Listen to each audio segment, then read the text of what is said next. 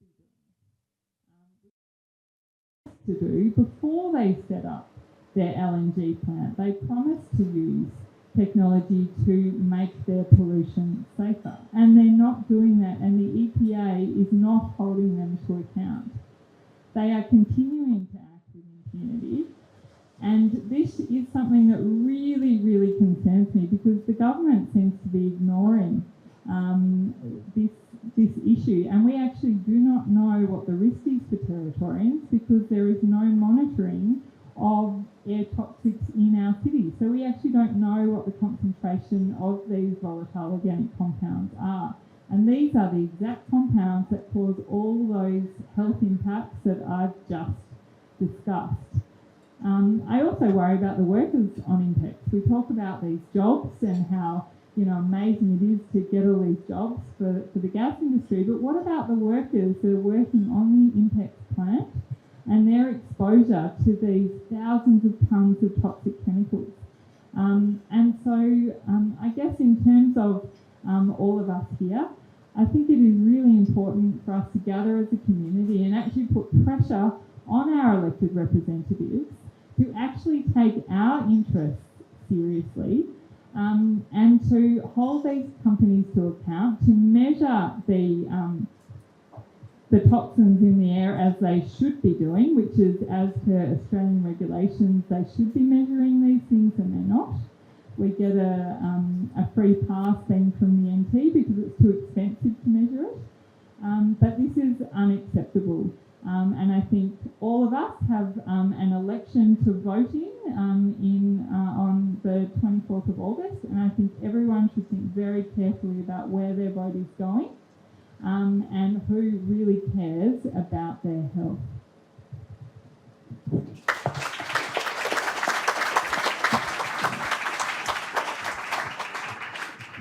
Great, thanks, Louise. And we'll have questions at the end.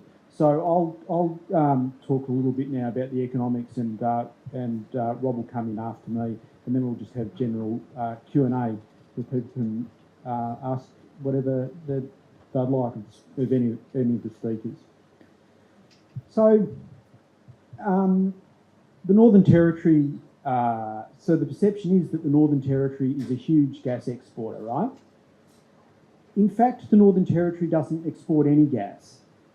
The gas is exported, it's Australian gas, and it's exported by two big multinational oil and gas companies, Inpex and Santos. And that's a really important distinction to make, because what the gas industry tries to do is portray what they're doing as what we're doing, right?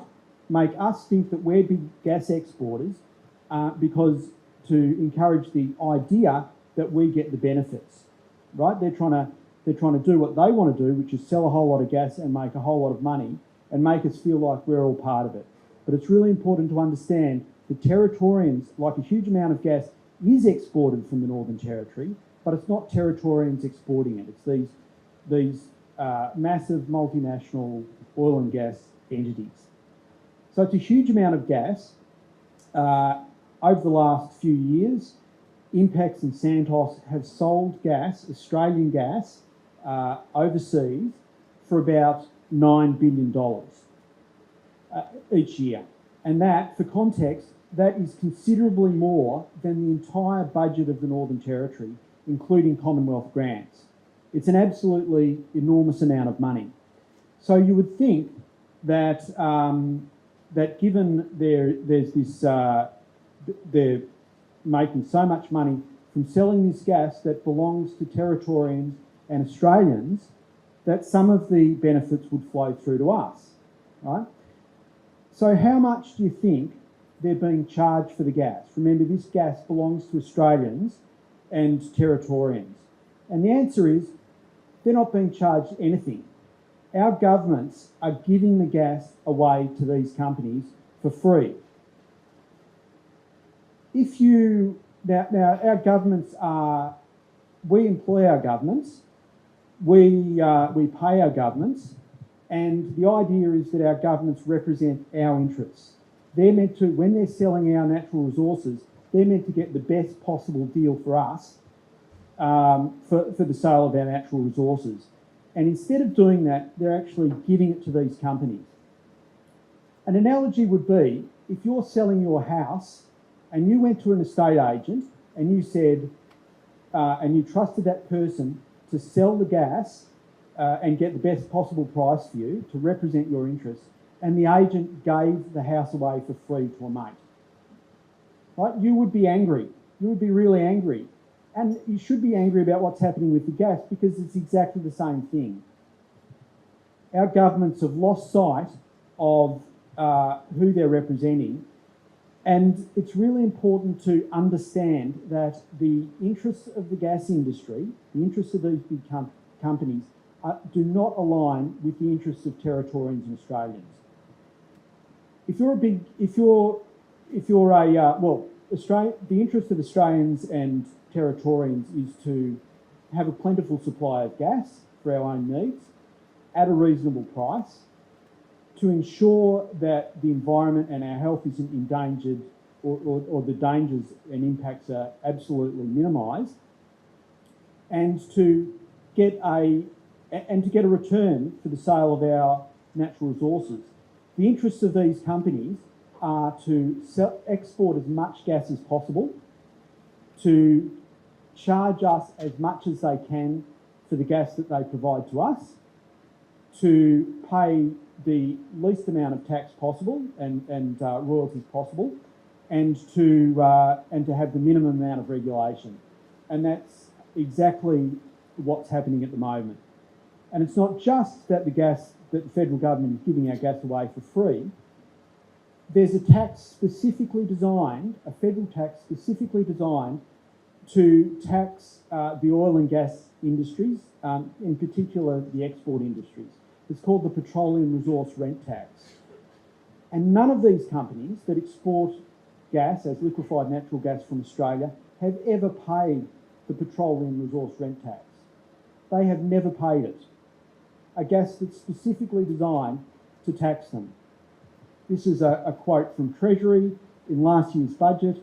To date, not a single LNG project has paid any petroleum resource rent tax, and many are not expected to pay significant amounts until into the 2030s.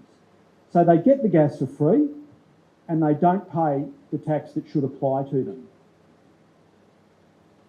The other tax that they should pay, like any other company, is company tax. The Australian Taxation Office has labelled them, the oil and gas industry, as systematic non-payers of tax. Now, it varies from year to year how much tax these companies pay and from company to company. But a few years ago, so in 2020 to 2021, if you paid more than $30 income tax, you paid more income tax than Chevron, Woodside, Shell, Exxon, Inpex, Santos and APLNG paid on $59 billion of income. So they're getting the gas for free, they're not paying any petroleum resource rent tax, and often they don't pay any company tax as well. So what about the Northern Territory? A little bit of gas pays royalties to the Northern Territory government. It's onshore gas and it's from Central Petroleum, and it adds up to $2.6 million a year. That's million with an M. This is what I'm showing you here is the taxes on is the Northern Territory government taxes that make up the budget. On top of this, there's also Commonwealth government grants. So there's mining royalties, taxes on employers, taxes on property, gambling, vehicle rego, insurance, and petroleum royalties. The petroleum royalties is very hard to see because it's so small, right? It turns out, and if we compare it to the smallest of these, vehicle registration, turns out that Northern Territory drivers collectively pay 30 times more revenue, 30 times more than the gas industry pays in royalties to the Northern Territory government. So the gas industry contributes virtually no revenue to the Northern Territory government, to the Northern Territory, I should say. The government will argue that, if we have fracking, it will pay royalties. And that's true. they will pay some royalties. And fortunately, the government also undertook modelling to figure out how much royalties they'd pay. And this was done for the fracking inquiry in 2017. And the modelling showed that under the most optimistic scenario, in terms of raising revenue, the royalties from fracking would be $67 million a year. So well and truly less than 1% of total budget revenue, which is about $7 billion a year. So what they're proposing is to frack the territory to transform huge areas of the territory into an industrial gas field, build this massive thing in Darwin Harbour to increase revenue by about 1%. Right? That is an extraordinary thing to do. And that is an extraordinary cost to pay for a small amount of money that could come from a huge range of other sources. And that's the most optimistic scenario. The other big justification that you often hear from the gas industry is that they employ a lot of people. They employ about 0.5% of the Northern Territory workforce. Now, they often argue that they employ many times more people than that in terms of indirect jobs. Actually, I'll just take a step back here. So just to put it into context, the health industry employs about 20 times more people than the oil and gas industry. You can see the oil and gas industry is in red. It's about 1,000 people, or somewhere between 500 and 1,000 people. The health industry is 23,000 or something like that. So the health industry employs about 25 times more people. Education is about 20 times more people.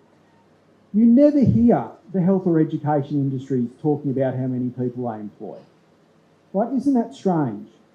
Has anybody ever heard them advertising or doing PR on how many people they employ?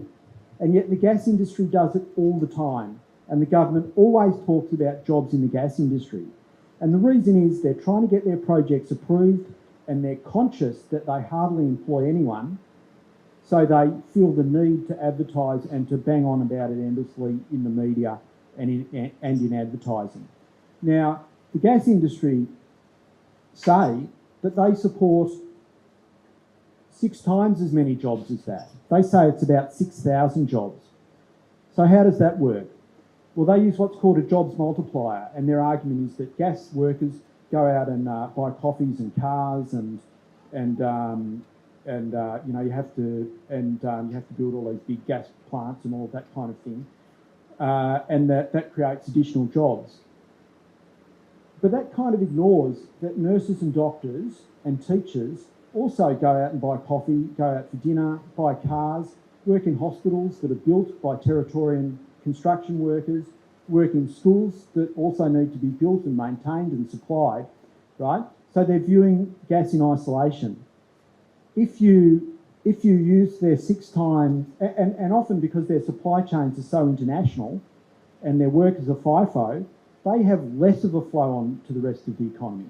So if we use the gas industry's multiplier for all the industries in Australia, in the Northern Territory, the blue is the actual jobs that you saw on the previous, the scales changed a bit, but the blue represents those jobs.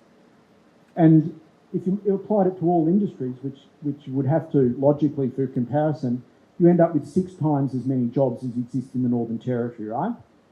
So don't believe their indirect jobs nonsense. It's an absolute furphy. And the truth is that gas is that if jobs is the outcome that you're after, gas is the worst thing that you can support, because gas is very highly capital intensive.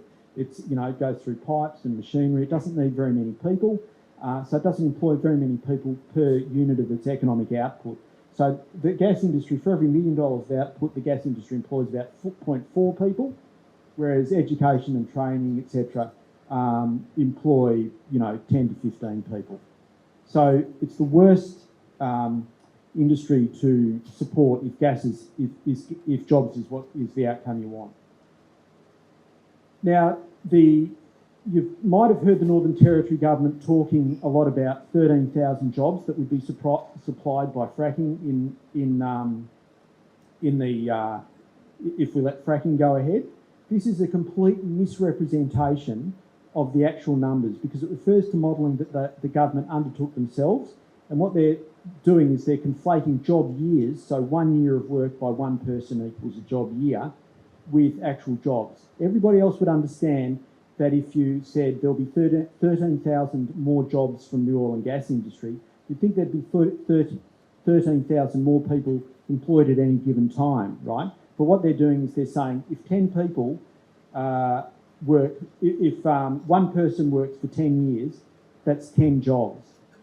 So the actual exaggeration, so you can see what the modelling actually says it's about 550 jobs, but the government's saying 13,000, right? So it's an absolute misrepresentation of the figures.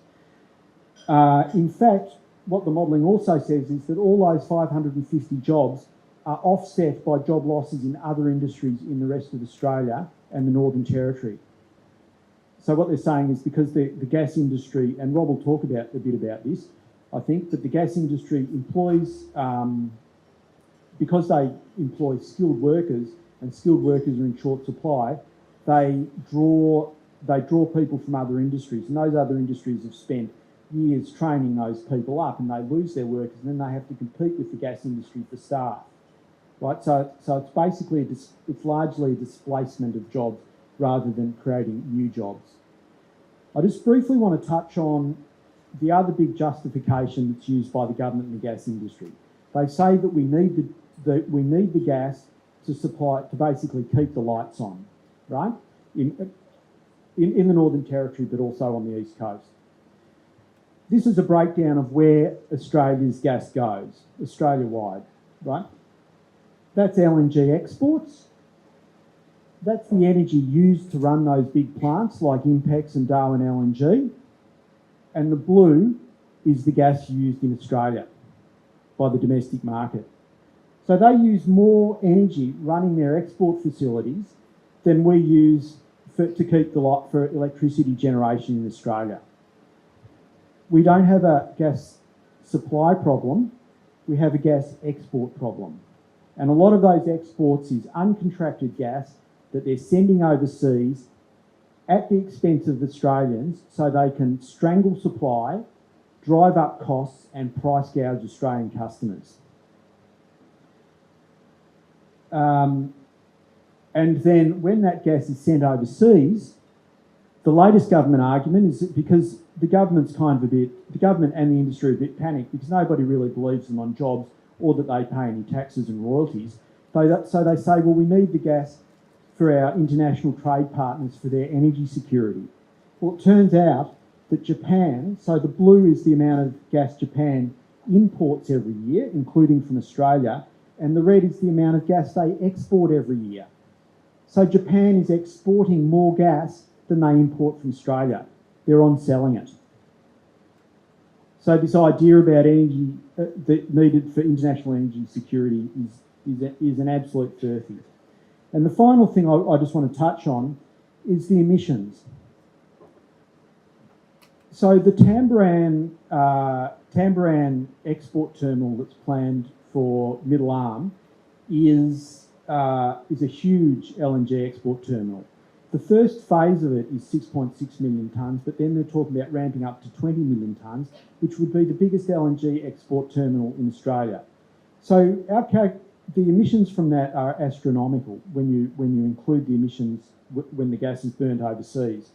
So the blue bars here represent all the emissions, the annual emissions from all the coal power stations in Australia, and this column over here is the annual emissions from Tamboran.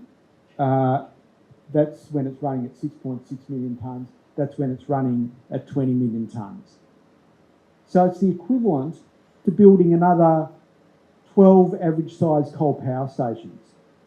So the Australian government is telling us that they think climate change is a huge issue and that they're rolling out renewable energy to replace coal. But they're also subsidising a project that's the equivalent, it's going to have emissions equivalent to building 12 new coal power stations. Right? So it's absolute hypocrisy. Some people will benefit from gas in the Northern Territory, but 95% of people who don't work in the gas industry will get very little benefit, and many of them will be negatively impacted. Our health will be impacted, our environment will be impacted, and our climate will be impacted. So I encourage people to speak to their friends. We've got a fact sheet that we've handed out there. Speak to people and just let people know how badly we are being ripped off by these companies, aided and abetted by our governments. Thanks very much.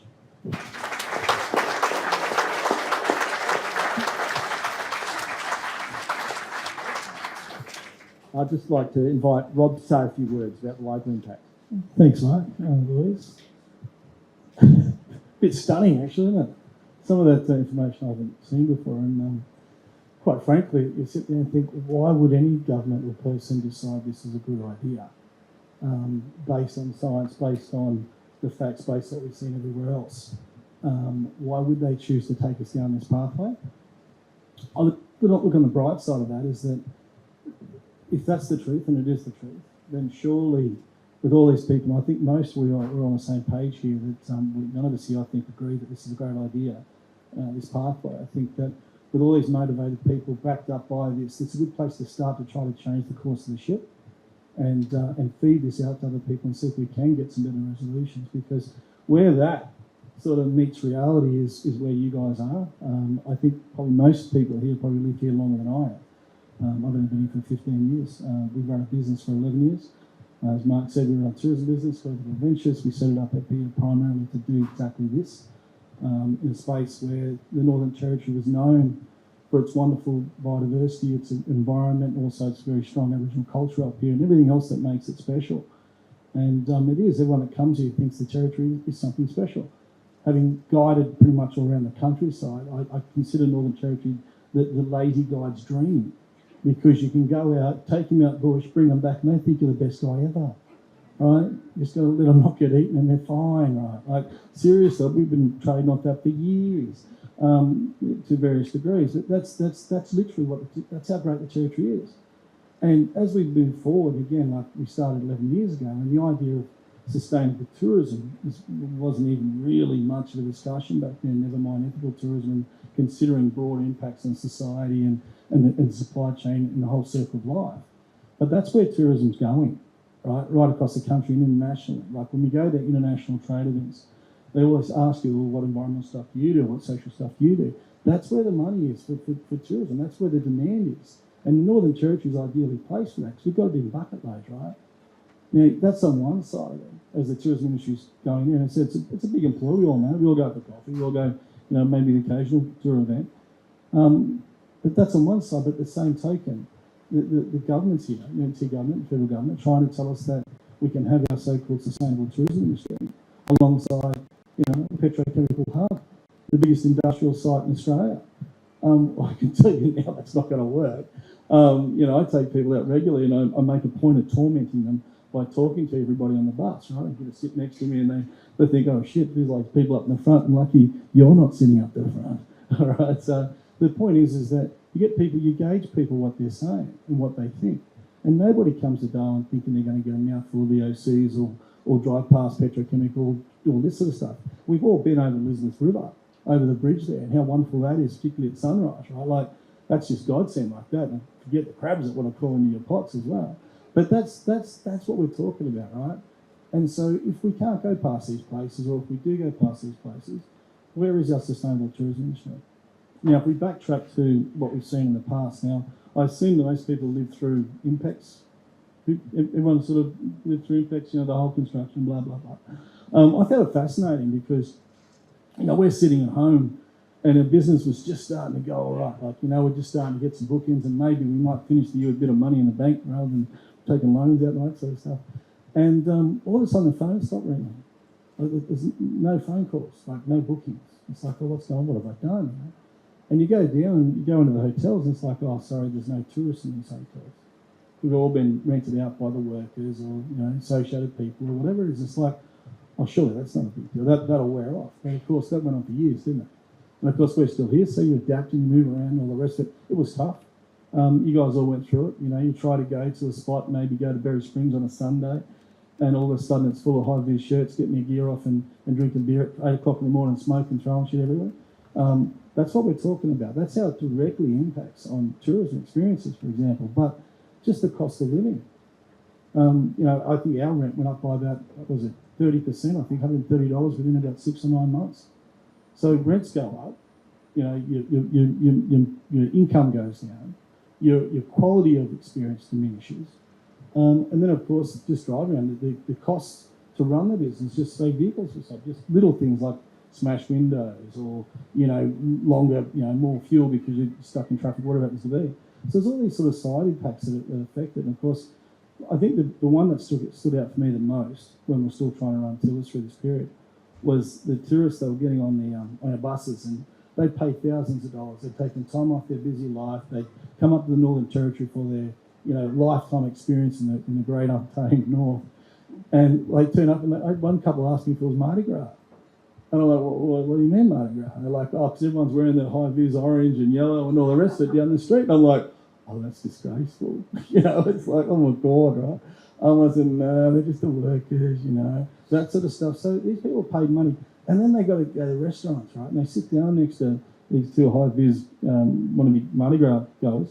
And all they've got to listen to is how horrible Darwin is because they're away from their family and all this sort of stuff. And it's like, just that vibe. So the impact of this type of industry is not just about, I mean, the worst part is the health. The worst part is the whole, you know, the unfairness of it all.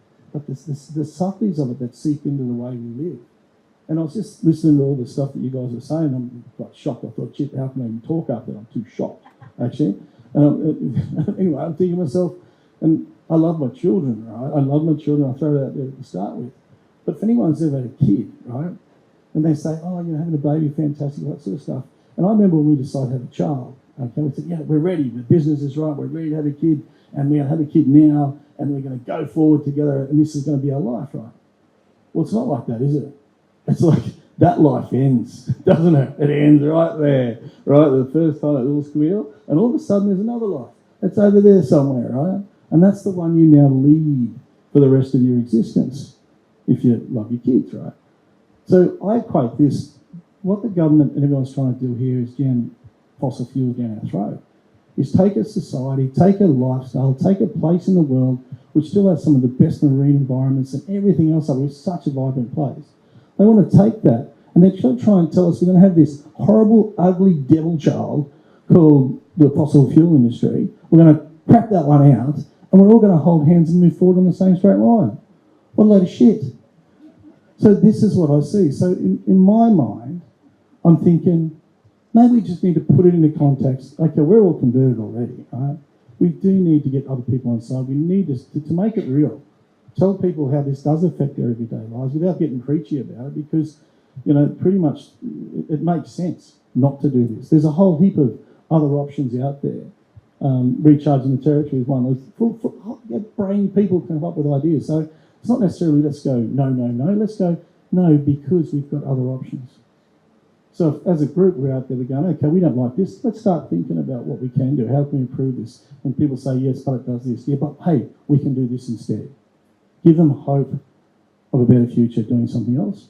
And let's not just go bad devil child. It is bad devil child. I don't want nothing to do with that devil child. But let's do that. And I'm hoping that our business can keep going forward. Because, quite frankly, you know, if it doesn't, 10 years from now when it's, you know, billowing VOCs happening over there on the coastline, I've got no interest in subjecting my family to that. Simple as that. Thank you.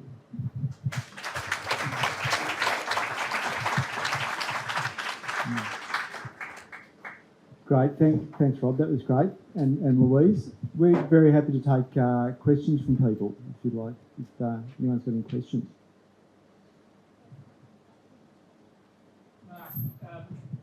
Right. About the future of the economics of this stuff. Yep. When I was working with the small business centre here, a lot of small businesses are really concerned with the angle that have Can people hear Graham? No. Graham, come down. Oh, we've got a mic there. Okay. Sorry. So the question was about the economics of this and what happens next, because when I was working at the Small Business Enterprise Centre, a lot of small businesses are really concerned about the fact that we're hanging all of our options on this coat hook called gas. So going back a couple of years, the gas industry was in real trouble price-wise, especially fracking, and then Mr Putin did his stunt in Ukraine and the gas price has gone through the roof. So if you look at the graphs from the International Energy Agency, it was almost bottomed out before that happened. So just recently we've heard two really key facts. One is Korea, which is one of our major export targets, has just cancelled some gas import facility builds because they don't believe they're going to need the gas anymore. You've already shown us that Japan is on selling gas. We've also seen recently that China's already hit its 2030 renewable energy target 6 years early and is massively investing in renewables. So my question really is, what's the likelihood over the next 5, 10, 15 years that the gas we make in Australia is going to be able to be sold to anybody? Yeah, good question, Graham. So, look, fossil fuels are on the way out. You know, it's like landlines and beta videos and, digital, analog photography and all of that kind of thing. So it's on the way out because it's ridiculously expensive and it's actually difficult to do. You've got to build massive infrastructure, offshore rigs, you've got to frack vast areas, you've got to, steamroll everyone, then you've got to export it, it's really dangerous. And renewable energy is now so much cheaper, so it's on the way out. But they're desperate, but these companies, it's not driven by the long-term economics, right? And the reason is that if you're the CEO of one of these big companies, you're not sitting there thinking, what's the gas industry, what's demand going to be in 10 years, right? You're not thinking that. You're thinking, how can I increase my reserves and how can I put more reserves into production? Because that's what my corporate bonuses depend on. That's the expectation of our shareholders that I increase production and get more and explore and get more reserves. So it's driven by it's kind of driven more by desperation than it is long-term planning. And my concern is, for instance, fracking in the territory is ridiculously uncompetitive. Like, it couldn't possibly work. It could not possibly be commercial. Unless you convince the government to give you a couple of $1 billion and get them to build your infrastructure for you, right? So these people have these license areas, and those license areas have an economic value, and that economic value increases the more approvals you get, the closer you get to production. So they're just going to go hell for leather to get as much approved as possible. The infrastructure will be built, right? And these companies will go broke and they'll sell to other companies who they'll absorb costs and other companies will buy them. They'll go broke and you end up with vast amounts of infrastructure all over the territory that isn't maintained properly. There's cost cutting all over the place, and the costs of all of that and the rehab get socialised, and we end up paying for that as well. That's how it works. It is not driven by long-term planning about gas demand, because that is undoubtedly falling and there's undoubtedly a gas glut. It's driven by desperation and short-term thinking by a handful of very greedy people, but also people who are locked into a kind of a structural thing of kind of being forced to do that by the setup that we've got. Thanks, Mark. Just a question. When you talk about them paying no royalties or essentially barely any tax, the average punter hears that and thinks that can't possibly be true. Like, why would the Australian government allow this to happen if we're not getting anything for it? How would you respond to that? Yeah, it's actually a problem. Like, it's absolutely true, and it's not, it's kind of hidden in plain sight. But I guess the gas industry just has a very big megaphone, and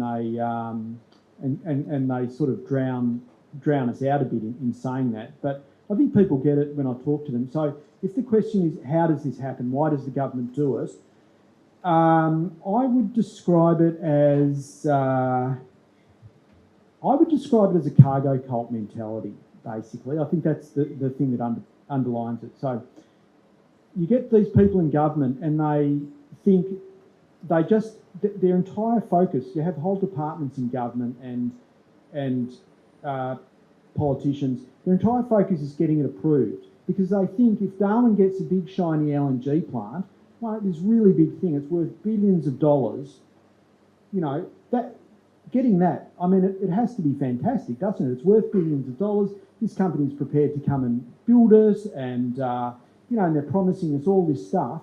So they're entirely focused on getting it approved, and they forget to do the bit about, well, how are we going to make money out of it ourselves, right? They're just literally not focused on that. And that's what I kind of mean. It's kind of a cultural cringe and a cargo cult mentality. And these companies are very good. Like, they spend a lot of money on PR and lobbying and marketing. That's what Australian energy producers are there to do. These companies make, billions and billions of dollars every year, and they lobby government at every level. So they're just really, really good at it. And every time the government wants to make a change to taxation or anything like that, they have a consultation, and the gas industry just rings around them in the consultation.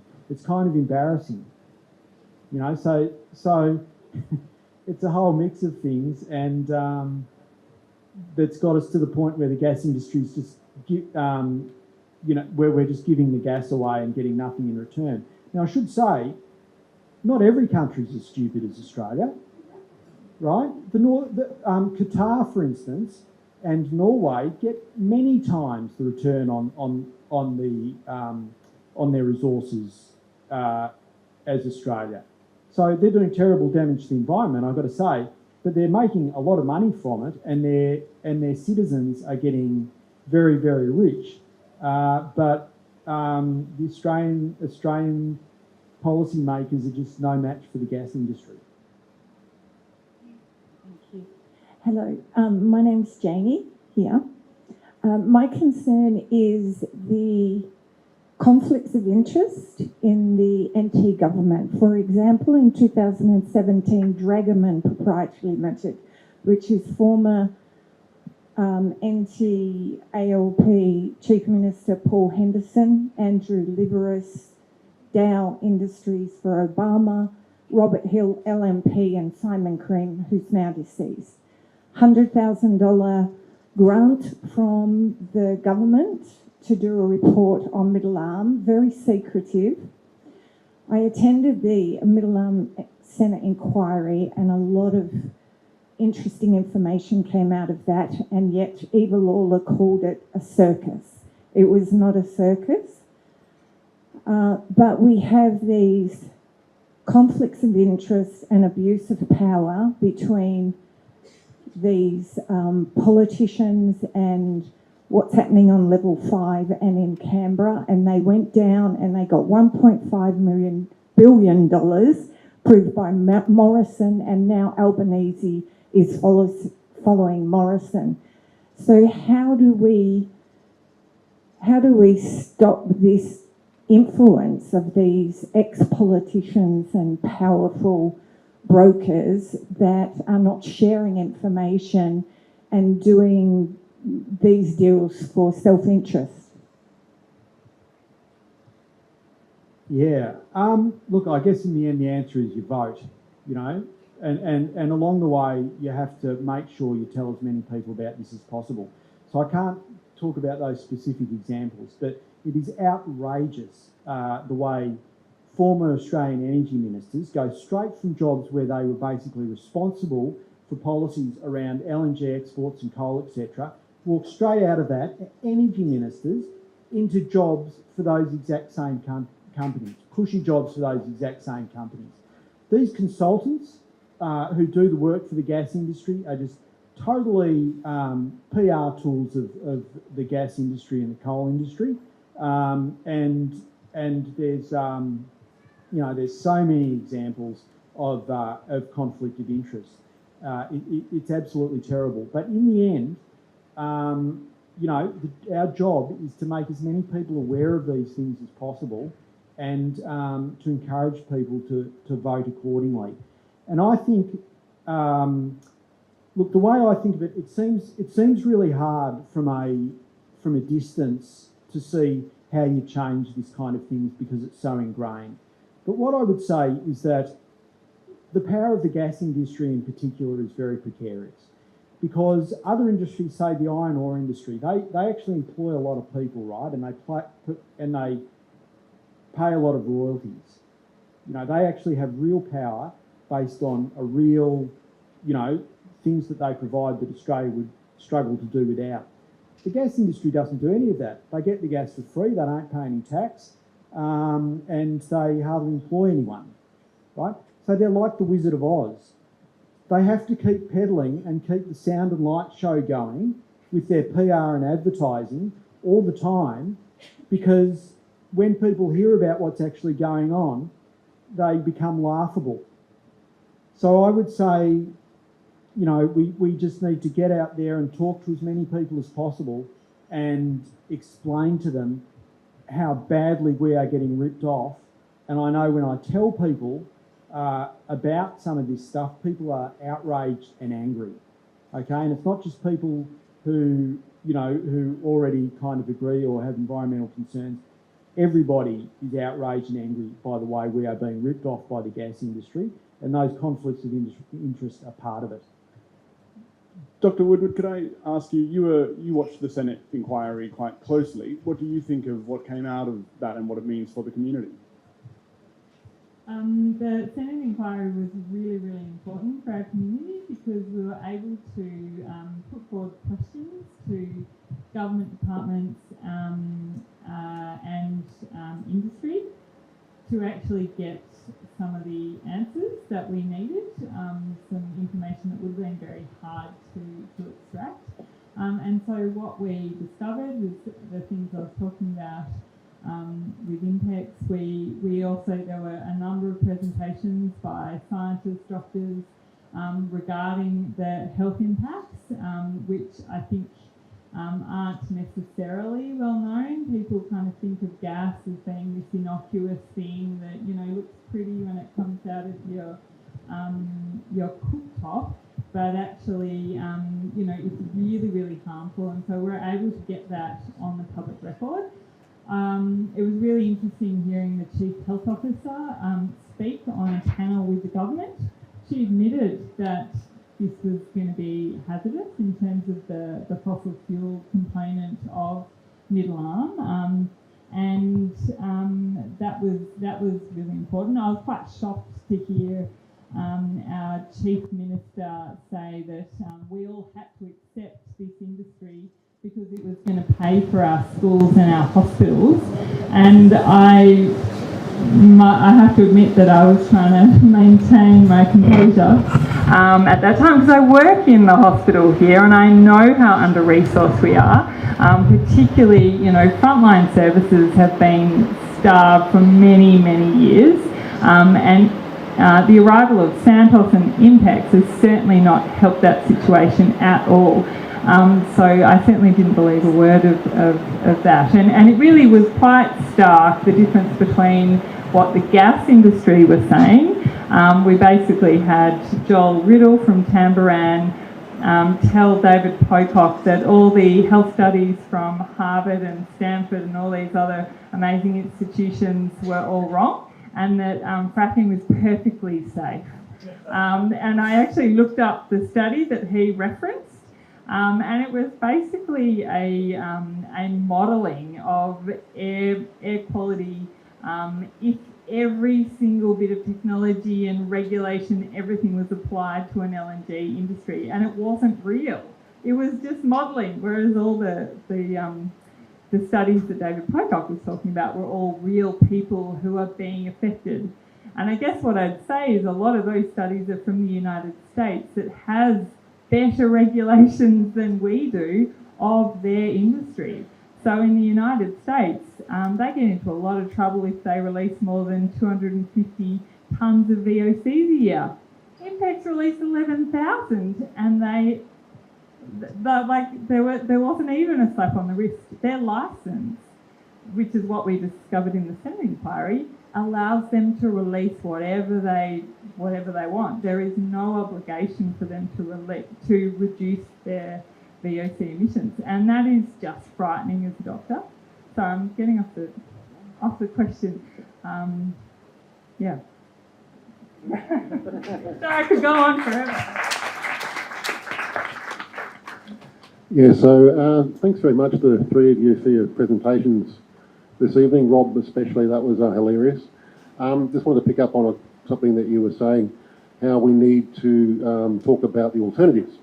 And I was wondering if we should be doing more of that, and particularly because it addresses the issue of jobs, which is, you know, the big thing that the fossil fuel industry keeps pushing. I mean, in the States, two of the fastest growing job sectors are solar panel technician and wind turbine installer. So, you know, it seems like something we could be doing more on. What do you reckon? I agree. Yeah, for sure. Like, again, I guess what I've seen, again, just where I've taken that sort of position on, is when we started our business 11 years ago, primarily the objective was to take people out on tours, to inform them of some of the issues that you face, these natural areas that they face, right? And some of the threats, but also balance that out against the positives, right? To try to get them to come away from that loving the day, loving the truth, loving the waterfalls, but understanding that there are all these threats, and getting them so motivated by the whole experience. It's like, oh, I'm now empowered by knowledge. I'm motivated by the empathy I've built through the day. I'm going to do something about that, right? And that's what we've been trying to do. But to be fair, the success rate, it's very hard to measure that to the point of zero, ability to measure, really. And I had a lady say to me one day when I was getting a little bit despondent, and she said to me, you know, Rob, you don't have to change people from here to here, right? You don't do that. All you need to do is start the journey, put them from here to here, and then trust that there's someone next door that's going to take them from here to here, and then from here to here, and then here to here, right? You can't see these people, but you've got to trust that there's there. And so what I can say about that, and then another guy come on, they said that he doesn't spend his life saying no to stuff. He spends his life saying yes to stuff. He finds alternatives, and when he sees something that he doesn't like, he says, okay, what can we do differently, or how can we make that better? So when a topic comes up, he says that, not, oh, that's terrible. He says, yeah, but that's the benefits and pros of that. But have a look at this idea.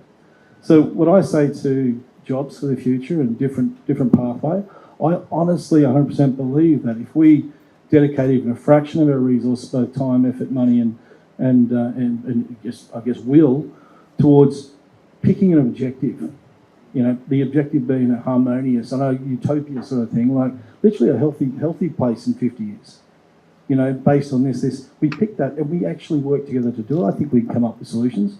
Again, I referenced the recharging the territory there before. I'm not saying everything in that was carved out of gold. Like, I don't see everything in it as a solution, but it's a step, right? It's a talking point. So I agree. I think that we should.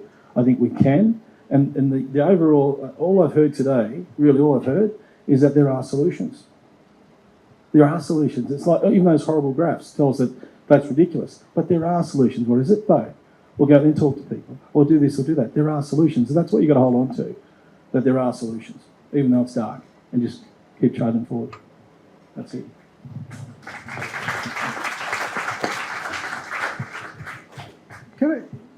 So I absolutely agree. We should be encouraging sustainable tourism, renewable energy, energy efficiency, looking after nature, you know, looking after people's health, all of those things, and they will all provide jobs, all extremely important. But sometimes there's an assumption when we talk about solutions, people think, well, we need something to replace the gas industry. We need something to replace all the income and jobs from the gas industry. What I'm saying is, if you got rid of the gas industry, you don't lose jobs, right? They hardly employ anyone, and if they cease to exist tomorrow, because they're currently crowding out jobs in other industries through poaching people from, you know, tourism and agriculture and manufacturing, etc. They're currently crowding out other jobs, so other industries will naturally expand. So I'm 100% supportive of developing new clean industries and doing great things like that. But the gas industry, we don't have to fill some big hole that would be left by the gas industry, right? Because they're not giving us anything at the moment. So I think we should always bear that in mind. In fact, the other thing I'd say, just to add to that briefly, how it works with the gas industry, right? Industries always go up and down, right? But usually they kind of go up and down organically, like they have, they gradually build up their workforce, and other industries decline, etc. It's not what happens with the gas industry. The gas industry comes to town, the next day they need 4,000 workers. They don't train them, they poach them from other industries, put them on for a couple of years. Those other industries are thrown into turmoil because they lose their staff and they can't compete with the gas industry for labour. So they're taking all the skilled labour. That lasts for a couple of years and then they sack everyone because the operational workforce is about a 20th of the construction workforce. Right? So it just caused massive disruption to the rest of the economy, and nobody really benefits except the gas industry and a few real estate speculators. That's how, and a few people with contracts for the gas industry. But the other 99.5% of us, we don't get anything out of it. So I just want to caution about having that kind of internalising that assumption that we somehow need to replace the gas industry. And I'd just like to add something to that as well. You know, there's often this assumption that we need these big projects to power our economy. I drive a car that is fully electric, that has a huge battery that can power my house for 2 or 3 days. That is technology that exists right now. The only reason I can't do that and get off the grid is because the Northern Territory government won't allow me to. And so imagine everyone drives cars. Imagine if they all had batteries that could discharge into the grid. We wouldn't need the gas industry at all. And also we wouldn't need huge big projects either. Everyone would have energy security because you control your own energy, you provide your own energy. And that's just one example. And so we have all the technology right now. We don't need gas.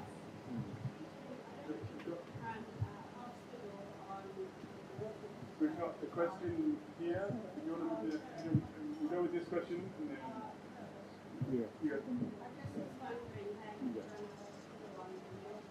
Yeah, we'll absolutely answer your question, but there's just somebody else waiting in the meantime. That's okay, we'll get to you. Thanks to the panel. I'm Kamaljeet Sangha from Charles Darwin University, and I work a little bit in ecological economics space, looking at the economics of natural systems. So thank you for providing overview, Mark. This is like, looks like how stupid we are. It's not that we are losing our resource, but we will be paying for the loss. Yeah. And to me, just 2 main points. One is that if we could ask the Northern Territory government how much money they pay in subsidies and how much money they get, so that we can get a real picture that can tell us, is Northern Territory getting anything out of it? The second point is that over time, us or our future generation will be paying for the loss that's happening now. And what will be the cost of that loss, which will be millions of dollars, and we don't account for that. So health is one that, Louise, you've been highlighting that very nicely, and we are all paying the cost for that. But in the future, there'll be a lot more cost for not just health, for many other services that we might lose over time. And I wonder, where can it take us? And I just can't believe that we are doing this. So in terms of, what the question of what do we get out of it, that's really easy to do because we just go to the Northern Territory budget and we're getting $2.6 million out of it. which is virtually nothing. So that's pretty clear. In terms of the subsidies, huge amount of subsidies, like there's at least $2 billion for middle arm. And also Power and Water Corporation buy vast amounts of gas that the Territory doesn't need and then tries to on-sell it. And they see renewable energy, they've said this, they see renewable energy as a risk to being able to sell their gas, their excess gas that they bought that we can't use. So somehow they can't manage to hook up a bunch of solar power stations that are already built, and as Louise says, they can't, figure out the grid so you can put energy back into it. So, it's an absolute debacle. People all around the world are able to sort these things out, but somehow we can't in the Territory. Mark, we're running short on time. I think we've got time for one more question, but while we tee that one up, did you just want to answer the question around running a hospital on renewable energy? Yeah. Or Louise as well. And heavy industry. Yeah.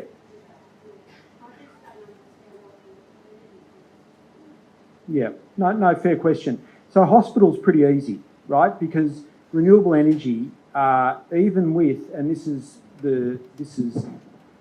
not seriously debated, renewable energy with battery backup or energy firming is as reliable and far cheaper than gas. Gas is an extremely expensive way to generate electricity, right? Very, very expensive. And renewables is far cheaper, even when you count the cost of transmission, of electricity transmission and firming power, which is backup batteries to make sure you've got the power 24/7.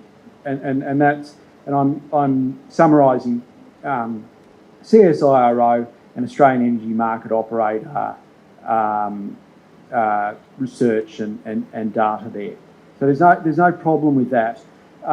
Gas also, you should remember that gas is really unreliable. Like the Territory paid billions of dollars annually for gas from ENI, and then it stopped working. They didn't have any gas, right? They had to scramble and start getting gas from Santos, and so there's those issues as well. Yeah, yes. So yeah, no, understand.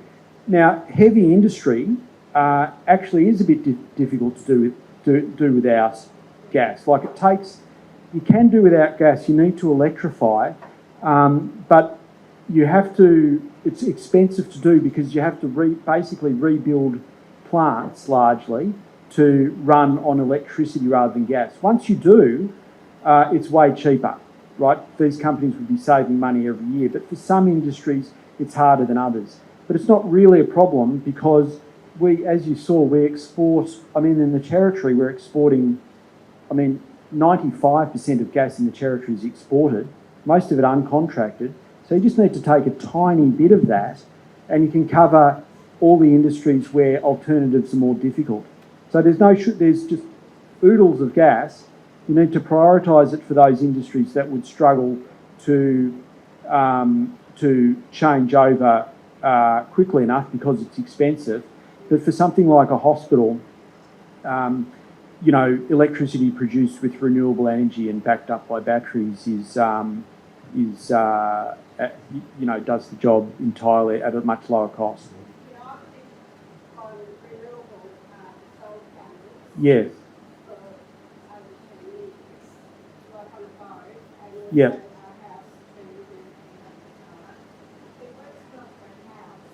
Yeah.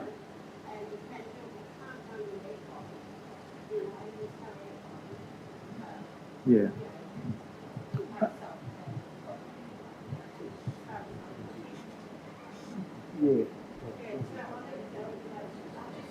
Yeah.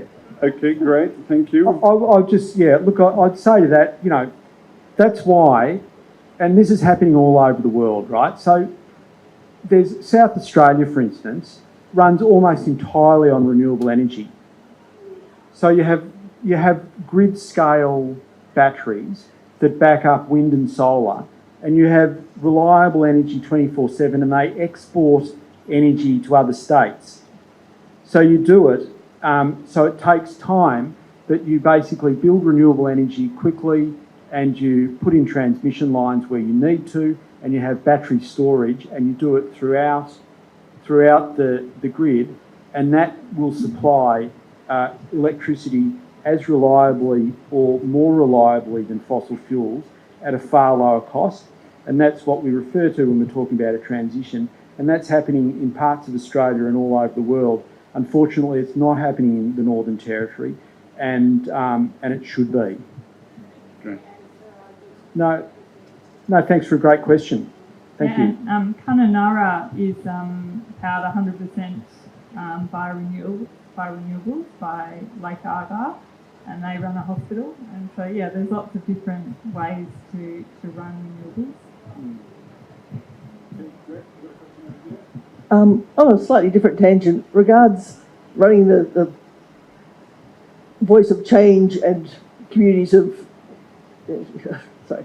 I'm a local artist, and I've got a great deal of work and sculptures regards no fracking and other environmental issues that are sitting in my shed. If anyone has a public venue, a cafe or somewhere who like an anti-fracking scarecrow, they're just, you're welcome to them, because they're not doing anything good for me in my shed. Fantastic. Thank you.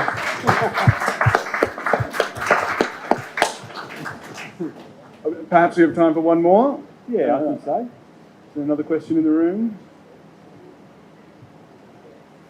Yeah, hello. Thank you so much for the presentation tonight. I've learnt a great deal. I don't really know a lot about the economy, so I don't know if this is a stupid question, but the comment that Eva Lawler made about needing to export gas in order to run the hospital and things. I'm training to be a doctor. I'm really worried about working in an under-resourced hospital. Do you have to export something? Could we export solar energy, or could you explain that to me? Do you understand what I'm trying to ask? I understand what you're saying. Yeah, so there's an idea that a country needs to export stuff and get money from overseas, and we need to export stuff. So Australia, we export a lot of stuff, and gas is one part of that. But the idea that we export gas and then the money comes back to us is untrue. Because as I said, Territorians and Australians are not exporting the gas. A handful of multinational oil and gas companies are. So when Inpex gets the gas and exports it overseas, the cheque goes from the Japanese power station to Inpex headquarters, right? And it never comes to Australia. And they send a bit of money over here to pay a few workers, right? So even though the gas is sold for a lot of money, we don't actually get any benefit from that unless we tax it, which we're not, unless we make them pay for it, which we're not, or unless they spend it here and they spend a tiny fraction here. So the real industries, Australia is a modern service economy like every other economy.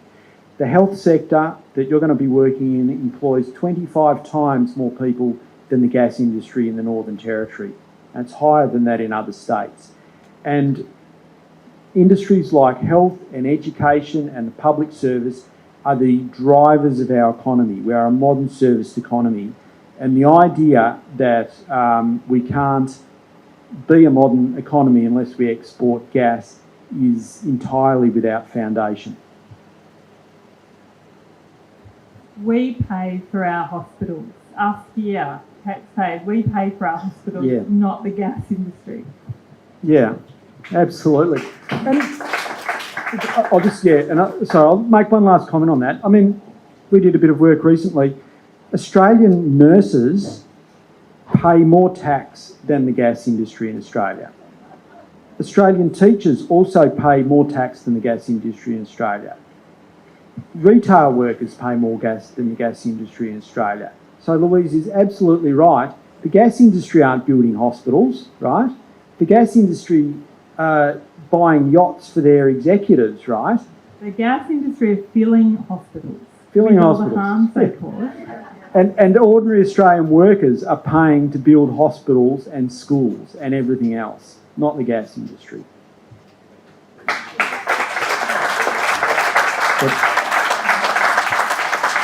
And thank you for that question, and thank you everybody for all of your questions. So, and I hope if I sort of kind of push back on certain ideas, it's I really appreciate the questions, but I'm trying to make the argument. So, and I'd just like everybody to thank. Well, I'd like to thank everybody for coming along and listening. It's been really great and some really great questions.